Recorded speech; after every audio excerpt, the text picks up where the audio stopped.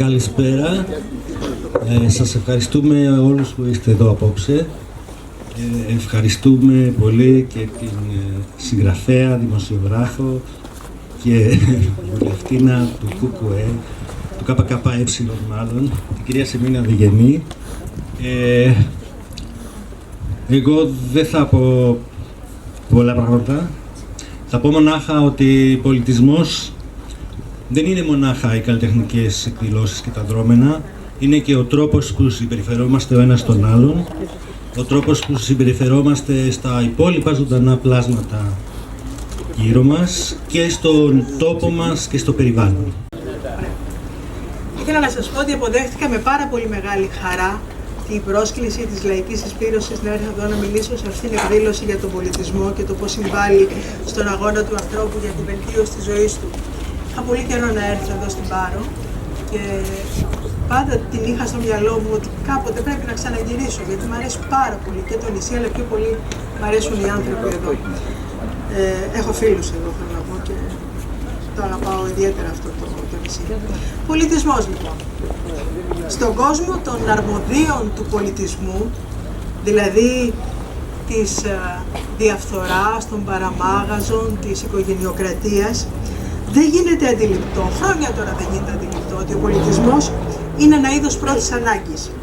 Δεν περνάει καν από το μυαλό τους ότι μπορεί να είναι η επικράτηση του δικαίου πάνω στο άδικο, της πειθούς πάνω στη βία, του διαλόγου στο μονόλογο και του πνεύματος στην ύλη.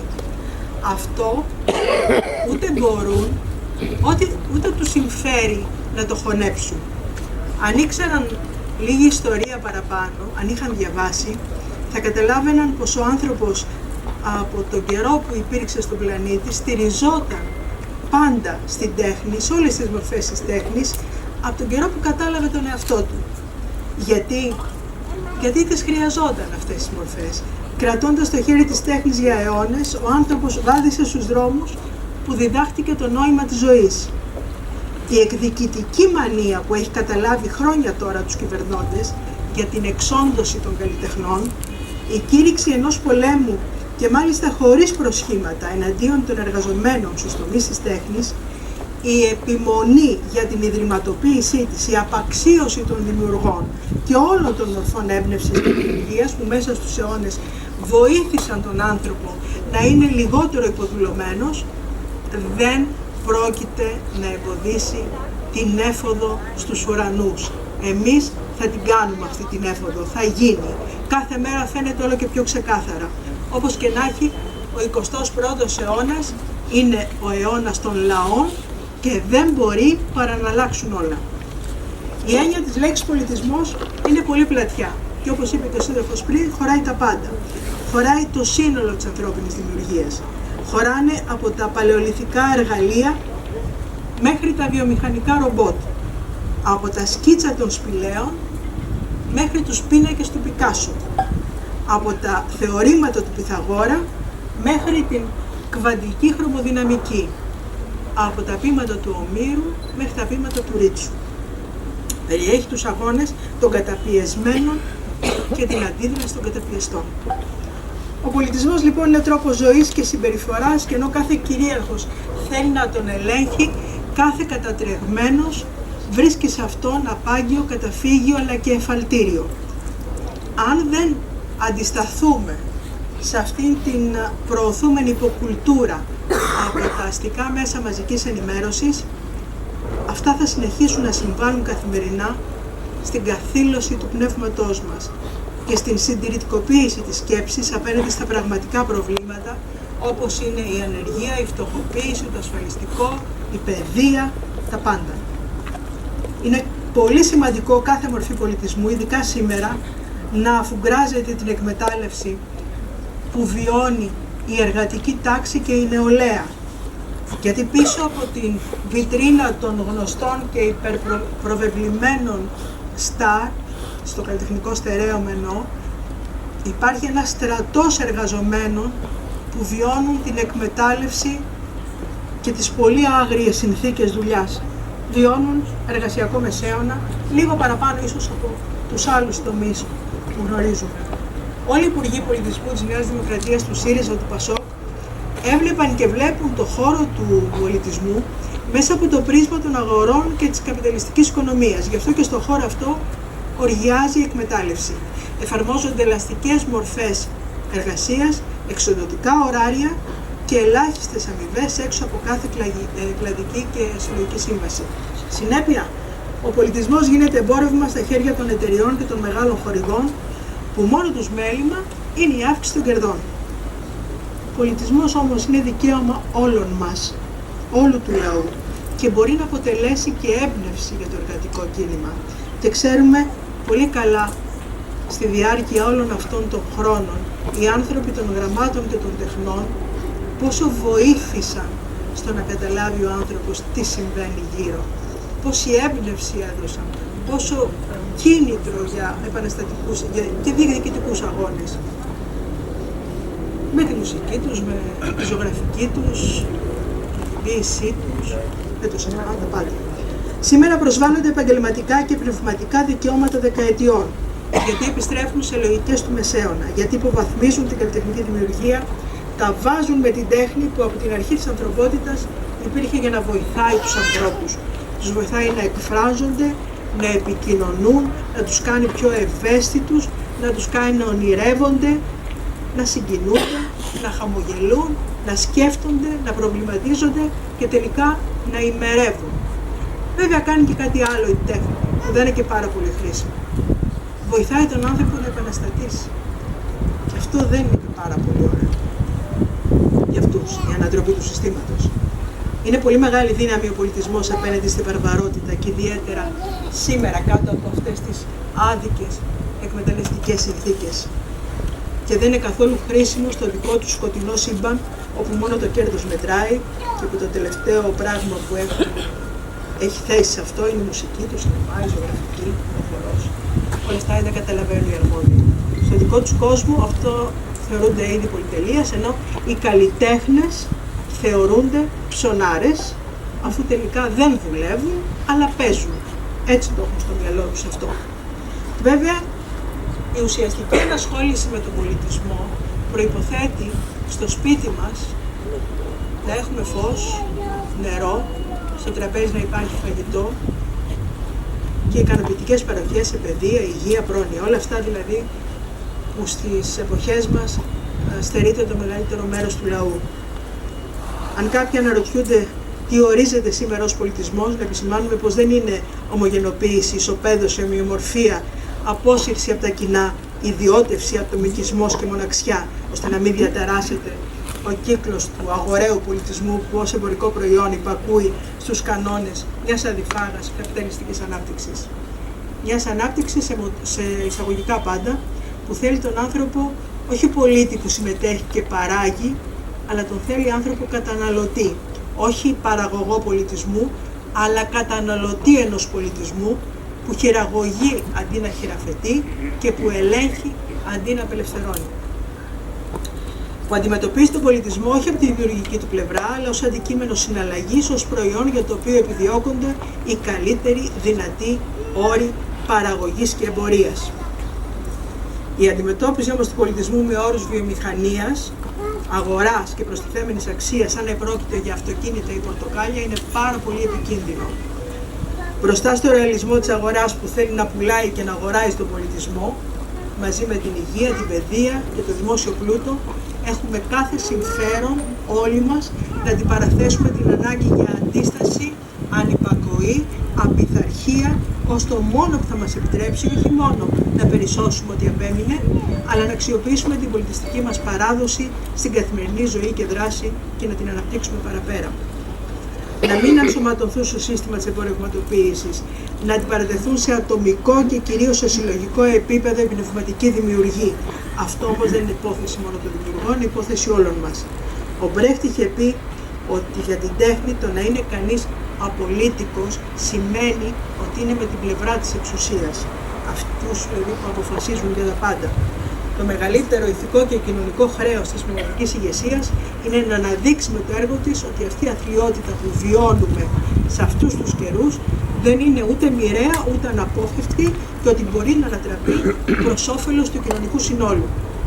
Και μια που μιλάμε για το όφελος του κοινωνικού συνόλου, να υπογραμμίσουμε πως στις 8 Οκτώβρη έχουμε μια κρίσιμη εκλογική αναμέτρηση για τις περιφέρειες και για τους δήμους. Και μια που μιλάμε για το όφελος του κοινωνικού συνόλου, να υπογραμμίσουμε πως στις 8 Οκτώβρη είναι οι αυτοδιοικητικές εκλογές. Και εδώ έχουμε να κάνουμε πολλά. Περιφέρειες και δήμοι, αυτοί που αποτελούν το μακρύ χέρι της πολιτείας.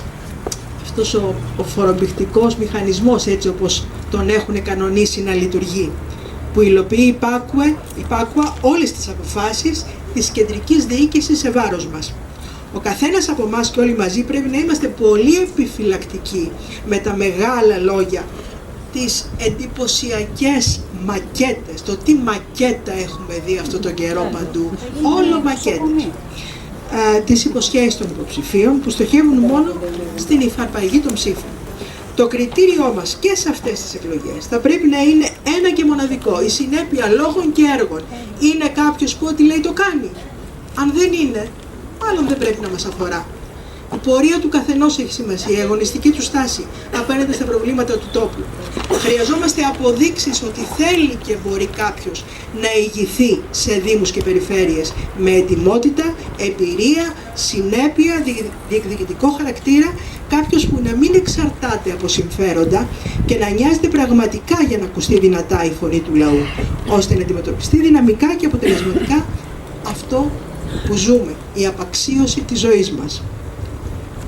Η λαϊκή συσπήρωση έχει αποδείξει πως είναι η δύναμη που μάχεται για τα λαϊκά συμφέροντα. Το έχει αποδείξει αυτό. Η δύναμη που εκφράζει τη λαϊκή αντιπολίτευση για τα θέματα υγείας, παιδείας, πρόνοιας, για το νερό, την ενέργεια, την καθαριότητα, τις ασφαλείς και ευθυνές μεταφορές, για τα έργα αντιπλημμυρικής, αντισυσμικής, αντιπυρικής θωράκισης. Και φτάνω στο θέμα. Ο υποψήφιος δήμαρχος της Πάρου, ο Κώστας Ροκονίδας, με όπλο του πάντα τις αξίες, την αγωνιστικότητα και τη συνέπεια, είναι αποφασισμένος να συνεχίζει να παλεύει και να διεκδικεί λύσεις για τα προβλήματα των Παριανών. Δεν είναι από αυτούς που ακολουθούν την τακτική καθολικής αποδοχής της κεντρικής εξουσίας και της άκρητης υποταγής στην πολιτική της. Έχει αποδείξει πως μπορεί να συγκρούεται με την απάνθρωπη πολιτική που όλα τα βάζει στη ζυγαριά του κόστους ωφέλους. Βρέθηκε πάντα απέναντι στην πολιτική που θέλει τους δήμους φορομπηχτικούς μηχανισμούς και που αντιμετωπίζει τις παροχές στους δημότες στη βάση ανταποδοτικότητας. Πλήρωσε δηλαδή για να έχεις. Δεν έχεις λεφτά, δεν γίνεται τίποτα. Στην πολιτική που ιδιωτικοποιεί υπηρεσίες και παροχές. Το αγωνιστικό ψηφοδέλτιο της λαϊκής συσπήρωσης συγκροτούν άνθρωποι, από ό,τι είδα, έντιμοι, που οραματίζονται και σχεδιάζουν τη διαμόρφωση μιας καθημερινότητας εδώ στην Πάρο που θα ικανοποιεί τις σύγχρονες κοινωνικές ανάγκες των κατοίκων και των επισκεπτών της με την προστασία και το σεβασμό του περιβάλλοντος και της πολιτιστικής κληρονομιάς του νησιού. Είναι άνθρωποι διαφορετικών πολιτικών προτιμήσεων και συμφωνούν όμως και αποδέχονται στο σύνολο ή εν μέρη την πολιτική που βάζει πάνω απ' όλα το ζήτημα των συμφερόντων του Παριανού λαού. Η πολιτική συμφωνία πάνω σε προγραμματικές αρχές, αξίες και ιδανικά μπορεί να ξεπερνά τις λίγες ή και τις περισσότερες διαφωνίες. Είναι σαφές πως η Πάρος δεν έχει ανάγκη από αλλαγή διαχειριστή, αλλά από μια μάχημη δημοτική αρχή που θα προασπίζεται ασυμβίβαστα τα συμφέροντα του τόπου. Τελειώνοντας, θα ήθελα να πω ότι σε αυτήν εδώ τη γη, πολλούς αιώνες πριν, σε μια αρχαία εποχή, που οι θρησκευτικές βάσεις της κοινωνίας ήταν πολύ αυστηρές και ο επικός λόγος είχε τη μονοκρατορία στην έκφραση, ένας αρχίλοχος εδώ στην Πάρο και μια Σαφώ στη Λέσβο τα ανέτρεψαν όλα, φέρνοντας τα αισθήματα, τις ανθρώπινες ανάγκες και τα όνειρα σε πρώτο επίπεδο. Η πρώτη στο Αιγαίο και η πρώτη σε όλο το γνωστό κόσμο, έγραψε ο Οδυσσέας Ηλίτης. Ο συντοπίτης σας λοιπόν, ο αρχίλοχος, υπήρξε κεντρική φυσιογνωμία της λογοτεχνίας στην αρχαιότητα και είχε θεωρηθεί ίσως με τον Όμηρο. Στο έργο του αναγνωρίζει τον αιώνιο νόμο της εναλλαγής που κυβερνά τον κόσμο και όταν μιλάει για τον πόλεμο αφαιρεί κάθε στοιχείο μεγαλοπρέπειας, απεικονίζοντας με ρεαλισμό μόνο την αβεβαιότητα και την αθλιότητά του. Σήμερα ο πόλεμος τον ζούμε, τις μάχες τις ζούμε καθημερινά, έχει πολλές μορφές και αυτό το διαπιστώνουμε. Ζούμε μέσα σε μάχες διαρκείας. Η Πάρος δεν έχει ούτε τις αντοχές, ούτε την υπομονή, ούτε την πολυτέλεια να χάσει μια ακόμα πενταετία. Αγκομαχάει ήδη κάτω από το βάρος του υπερτουρισμού, της αδυναμίας υποδομών, την ασφικτική παρουσία του μεγάλου κεφαλαίου στο νησί, την αλλαγή του χαρακτήρα της οικονομίας, την υποβάθμιση του περιβάλλοντος και άλλα πολλά. Οι Παριανοί δεν έχετε λόγο να υπομείνετε κι άλλα νέα πειράματα, νέα παραμύθια, νέες υποσχέσεις, νέα λόγια του αέρα.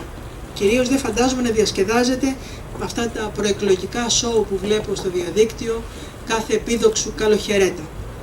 Υπάρχει ανάγκη αλλαγής πολιτικής, αλλαγής σελίδας, αλλαγή πορείας στο νησί. Άλλωστε το έχει πει και ο Αρχίλοφος. Μπορούμε να τα αλλάξουμε όλα. Με την νίκη λοιπόν, σας ευχαριστώ πολύ.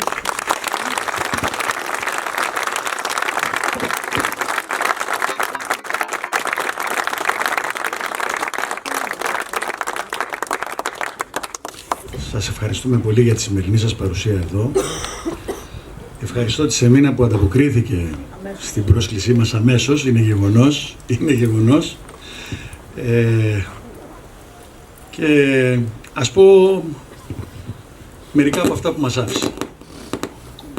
Πολλοί λοιπόν τις μέρες αυτές μας ρωτούσαν πώς μέσα στην τρέλα της προεκλογικής περίοδου βρήκατε το χώρο και το χρόνο για μια τέτοια εκδήλωση, ειδικά για τον πολιτισμό. Η απάντηση είναι απλή. Γιατί εμείς αυτοί είμαστε. Πράγματι επιλέξαμε και όχι τυχαία, μέσα στην τελική ευθεία πριν από τις εκλογές και παρά τις αντικειμενικές δυσκολίες να πραγματοποιήσουμε μια τέτοια εκδήλωση, γιατί κατά τη γνώμη μας συμπυκνώνει όλα αυτά που μας εκφράζουν και μας αντιπροσωπεύουν, που οραματιζόμαστε για το νησί μας, αλλά και που μας ξεχωρίζουν από τους άλλους συνδυασμούς, οι οποίοι διεκδικούν σήμερα να διαχειριστούν το μέλλον του τόπου. Γι' αυτό λοιπόν αποφασίσαμε να σηκώσουμε και να αναδείξουμε το ζήτημα του πολιτισμού, δίνοντας ταυτόχρονα το στίγμα του τι πρεσβεύουμε και γιατί αγωνιζόμαστε σαν λαϊκή συσπήρωση. Καταρχάς, εμείς αντιλαμβανόμαστε και αντιμετωπίζουμε τον πολιτισμό με έναν εντελώς διαφορετικό τρόπο. Για μας ο πολιτισμός δεν είναι κάτι δευτερεύον, δεν είναι μια υποσημείωση που μπήκε για να μπει σαν φαντακτερή γαρνιτούρα σε ένα προεκλογικό πρόγραμμα. Δεν είναι κομμάτι κάποιας αόριστης επίκλησης για ένα γενικά αόριστο καλύτερο μέλλον. Δεν είναι ένα κομμάτι κάποιου μάρκετινγκ για την προώθηση του τουριστικού προϊόντος. Όχι. Για μας ο πολιτισμός αποτελεί αναφέρετο δικαίωμα και είναι θεμελιώδης ανάγκη του λαού. Σαν τέτοιο το αντιλαμβανόμαστε, σαν τέτοιο το αντιμετωπίζουμε, χαράζοντας τις προτάσεις μας και σχεδιάζοντας τις πολιτικές μας σαν υποψήφια δημοτική αρχή. Πολιτισμός για όλους, πολιτισμός παντού. Τι σημαίνει αυτό? Σημαίνει παντελώς διαφορετικό προσανατολισμό στο κομμάτι του πολιτισμού από αυτόν που είχαμε μέχρι σήμερα. Μια αλλαγή που φυσικά μπορεί να επέλθει μόνο σαν ένα μέρος συνολικότερης αλλαγής στον τρόπο λειτουργίας και στο περιεχόμενο πολιτικής του Δήμου. Γιατί κακά τα ψέματα. Ούτε η απελθούσα δημοτική αρχή του Μάρκου του Κοβέου, ούτε η υποψήφια του Κώστα του Μπιζά έχουν τις ανάγκες των πολλών σαν προτεραιότητα, σαν γνώμονα χάραξης της πολιτικής τους, σαν πηξίδα κάθε σχεδιασμού και απόφασης που αφορά το παρόν και το μέλλον του νησιού μας. Και ο πολιτισμός δεν εξαιρείται, ούτε θα μπορούσε άλλωστε να εξαιρεθεί από αυτό το κανόνα. Για αυτούς, ο πολιτισμός περιορίζεται σε ένα τουριστικό προϊόν που χρόνο με το χρόνο τυποποιείται όλο και περισσότερο, χάνει τη σύνδεση και την επαφή του με τον τόπο και την κοινωνία, γεννόμενο λίγο πολύ ένα ακόμα σουβενίρ στις βιτρίνες των καταστημάτων. Οι πολιτικές και που οι δυο τους έχουν υπηρετήσει πιστά για πολλά χρόνια έχουν συμβάλει καταλυτικά στην πορεία της βίαιης μετατροπής του νησιού μας σε ένα σχεδόν αποκλειστικά τουριστικό θέρετρο διασκεδαστήριο.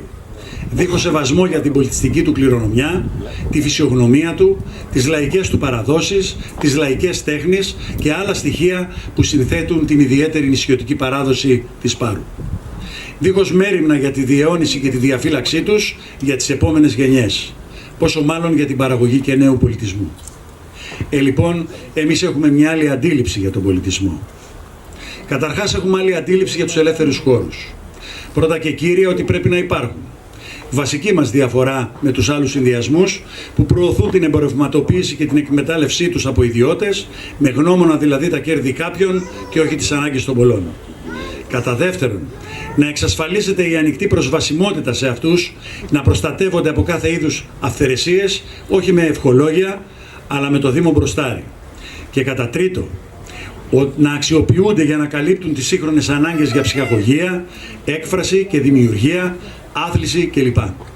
Για να μπορούν να εκθέτουν τα έργα τους οι δημιουργοί, αλλά να βρίσκουν βήμα και οι νεότεροι καλλιτέχνες, για να κοινωνούν τις ιδέες και τα έργα τους με την τοπική κοινωνία και να ανταλλάσσουν σκέψεις, να φυτεύονται σπόροι νέων εμπνεύσεων και δημιουργικότητας.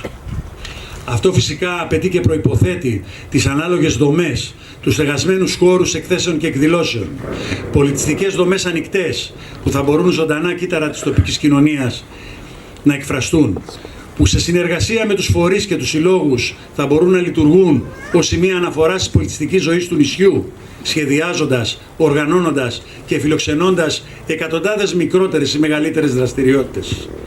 Ο Δήμος από τη μεριά του μπορεί και πρέπει όχι μόνο να αξιοποιήσει ως προς τα παραπάνω τις υπάρχουσες δομές που διαθέτει, αλλά προφανώς να αναζητήσει κι άλλες.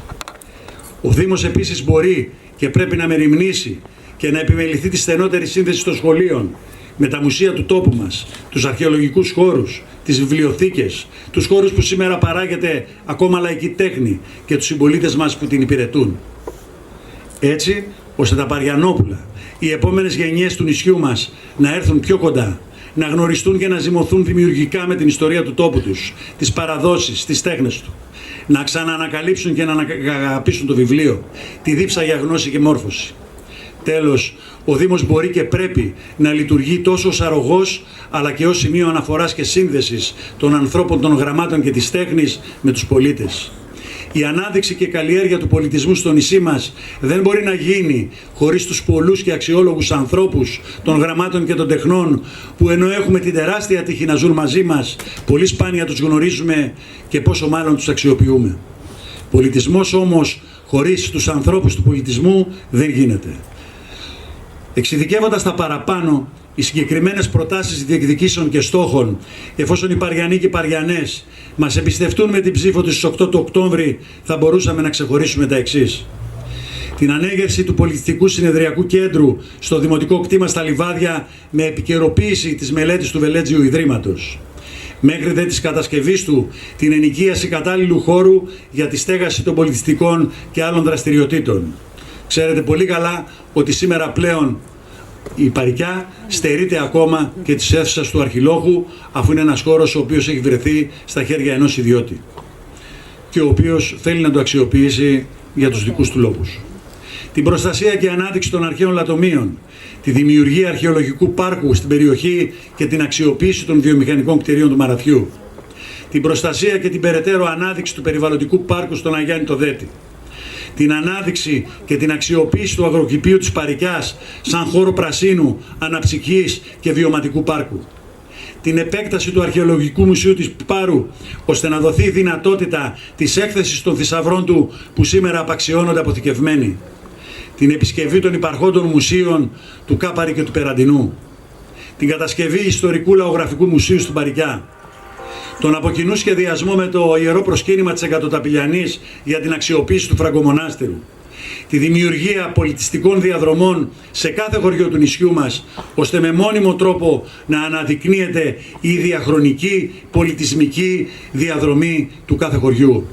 Τη στήριξη των πρωτοβουλειών ανάδειξης του πολιτισμού και ιστορίας του τόπου μας, όπως είναι οι διαδρομές στην Άουσα, το Πάρος Φέστιβαλ στην Παρικιά και άλλα. Την περαιτέρω αξιοποίηση των μονοπατιών του νησιού μας και την αξιοποίησή τους. Την πολύμορφη ανάπτυξη των λαϊκών παραδόσεων και των τεχνών, καθώς και των στοιχείων της παραδοσιακής ζωής του τόπου μας, πατητήρια, πλήστρες, αλόνια και άλλα. Επιδιώκουμε επίσης την ευρύτερη δυνατή στήριξη της δυνατότητας καλλιτεχνικής, ερασιτεχνικής έκφρασης και δημιουργίας σε συνεργασία και σε συντονισμό με τις ερασιτεχνικές ομάδες που δραστηριοποιούνται στο νησί μας. Την αναβάθμιση του καλλιτεχνικού εργαστηρίου της ΚΔΕΠΑΠ και του Δημοτικού Οδείου με αξιοποίηση της δημοτικής περιουσίας.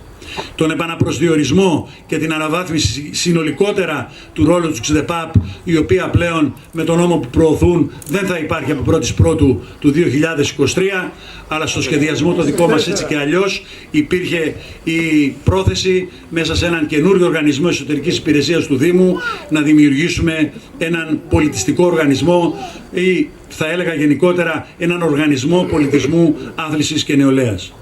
Όλα αυτά και άλλα πολλά ακόμα δεσμευόμαστε και σήμερα ενώπιον σας πως θα παλέψουμε, πως θα τα διεκδικήσουμε να γίνουν πράξη. Άνθρωποι του πολιτισμού, πολίτες και Δήμος μαζί, με εσάς για όλους μας. Γιατί όπως αναφέραμε και στην αρχή, εμείς δεν αντιλαμβανόμαστε τον πολιτισμό σαν προϊόν, αλλά σαν αναφέρετο λαϊκό δικαίωμα και θεμελιώδη ανθρώπινη ανάγκη. Αυτοί είμαστε. Δώστε μας λοιπόν τη δυνατότητα να πραγματοποιήσουμε την αλλαγή της πορείας που τόσο πολύ έχει ανάγκη το νησί και οι άνθρωποι του. Ο πολιτισμός, το περιβάλλον, το μέλλον του. Στις 8 του Οκτώβρη πάμε να διεκδικήσουμε πίσω το μέλλον που κινδυνεύουμε να μας στερήσουν. Να κερδίσουμε το μέλλον που μας αξίζει.